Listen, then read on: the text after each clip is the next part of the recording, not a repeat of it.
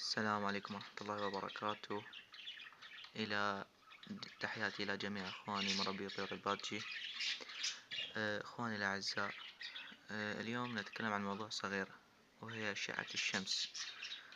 إذ لم يتم توفير المكان المناسب الذي تضع فيه طيور البادجي لكي ترى أشعة الشمس، فطريقة أخرى سهلة وجيدة هي أن تضع ضوءا أصفر، فهو مصدر للدفء لهن، فيعتبر كمصدر الشمس. ذلك من النوعية الجيدة التي لا تسبب أمراض الجلدية. وكما تعرفون أن الأمراض الجلدية هي كالحشرات أو غيرها، أو البعض من الأكياس المائية تكون تحت ريش الطيور. هذه الأمراض الجلدية وسببها هي الحشرات الصغيرة. دائما إخواني الأعزاء أن تعرضوا طيوركم إلى أشعة الشمس، أو إذ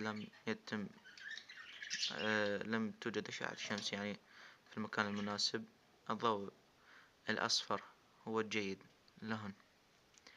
هذه معلومة جيدة.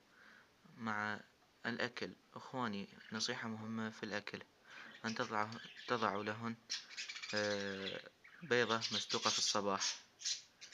وإن شاء الله سوف أنجز لكم بفيديو جيد، وسوف ترونه من خلال قناتي ومن مشاهداتكم الكريمة إن شاء الله.